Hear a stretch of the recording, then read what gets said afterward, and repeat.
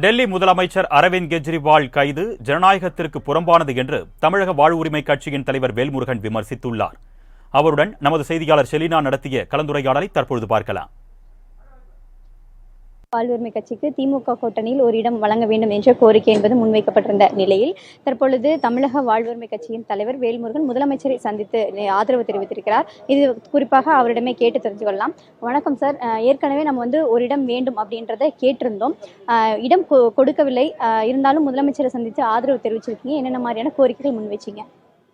ஏற்கனவே நான் சொல்லியிருந்தேன், எங்கள் கட்சியின் பொதுக்குழு முடிவின் பிரகாரம் தமிழக வாழ்வுரிமை கட்சிக்கு நடைபெறுகின்ற நாடாளுமன்ற தேர்தலில் ஒரு இடம் ஒதுக்க வேண்டும் என்கிற கோரிக்கையை நான் முதலமைச்சருக்கும் திமுக தலைமையிலான தேர்தல் பணிக்குழுக்கும் முன்வைத்திருந்தேன்.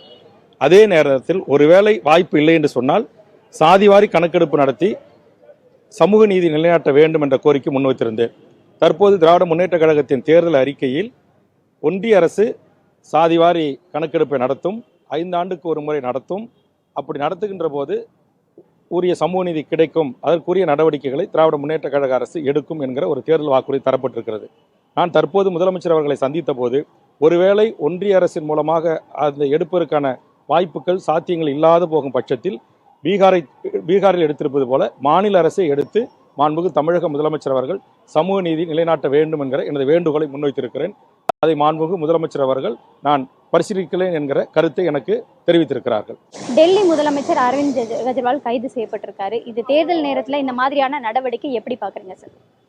தேர்தல் அறிவித்த பிறகு ஒன்றிய அரசு இடி அவர்களை தூண்டிவிட்டு ஒரு நாட்டுடைய முதலமைச்சரை, மக்களால் தேர்ந்தெடுக்கப்பட்ட ஒரு முதலமைச்சரை கைது செய்து என்பது தேர்தல் காலத்தில் மக்களை சந்தித்து ஒரு ஜனநாயக கடமை ஆற்றுவதற்கான வாய்ப்பை பறித்து அவர் சிறையில் அடைத்திருப்பது என்பது மிக கடுமையான கண்டனத்துக்குரியது.